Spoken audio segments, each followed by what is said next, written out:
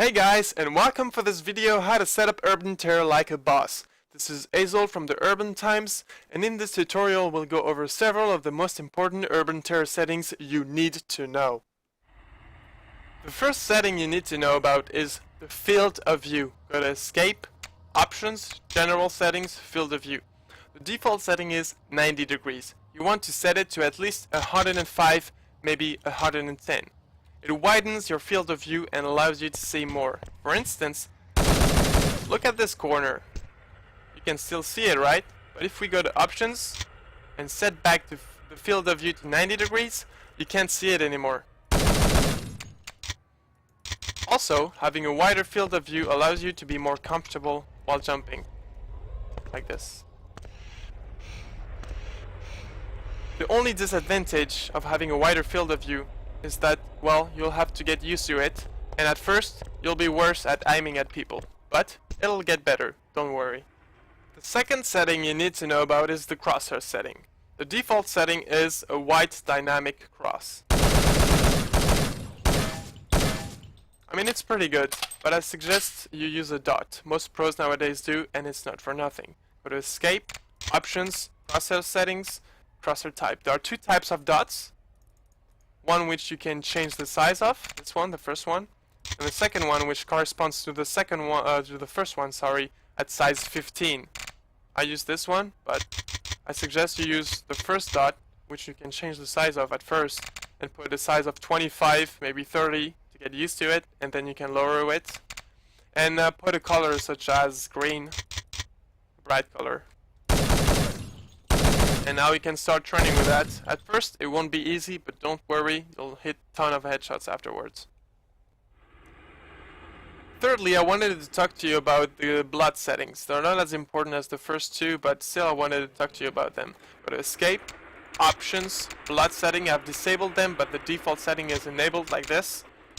Some people disable them for game fluidity and FPS stability reasons. I disable them because when I shoot at people, I don't like having blood pouring out of their body. It's kind of distracting. I like to keep focus on aiming and shooting. The only downside of disabling blood animations is you cannot see the blood on the floor and track people down when they're low. But I use the game sound anyway to track people down mostly, so that's why it's not really important to me to have enabled blood. Now you can do as you like, really, it's just a suggestion. Yet another important setting, go to Escape, Options, Bullet Impact Settings, Hit Sound and Kill Sound. The most important one is Hit Sound. It helps you keep track if you're aiming correctly or not. It just makes a pinball sound when you're hitting someone. See? It helps you notice if you're aiming correctly or not.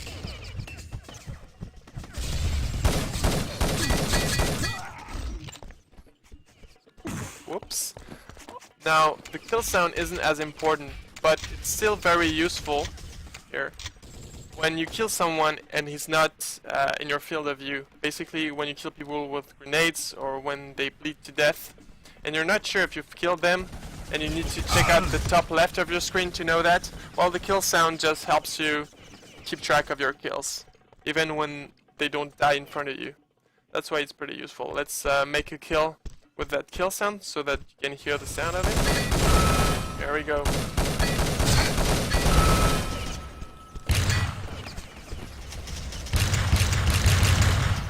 Alright, last kill, and then it'll be it.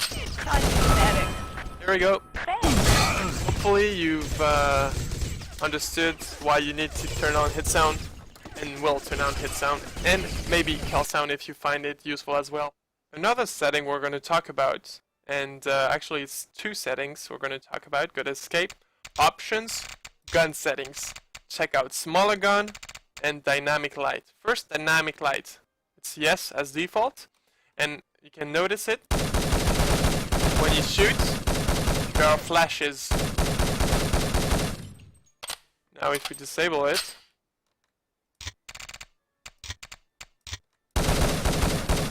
normal flashes. I don't know if you can see the difference, but your eyes probably can and will thank you if you disable it. And it's really distracting sometimes, so I suggest you disable it. Also, it will help with the fluidity of the game. Now, the other setting is gun setting, smaller gun. Most pros use it, smaller gun. As you can see, it just makes your gun smaller. It's as simple as that. Why do people do that? Well, because they want to see a bigger portion of their screen. Why don't they just erase the gun? Because you can do that. Gun settings, show gun, no. Well, because they still want to feel like they're playing a first-person shooter, right? That's the whole point of it. That's why they chose to have a gun but keep it small. The only downside, is that it'll be harder for you to get like to aim. It'll be harder at first to get used to aiming at people with this configuration, but don't worry, you'll get used to it. Last but not least, the disabling of a setting that will help you gain FPS stability, but will also help you gain more focus when shooting at people.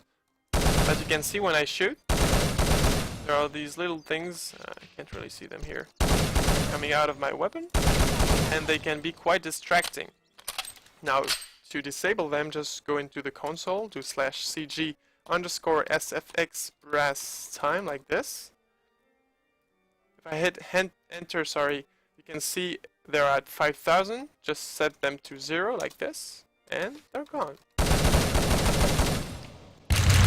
That's it for today, guys. I hope you liked it. If you did, please subscribe and press that like button. See you guys next time for more videos. As you can see, 2 more coming your way very soon.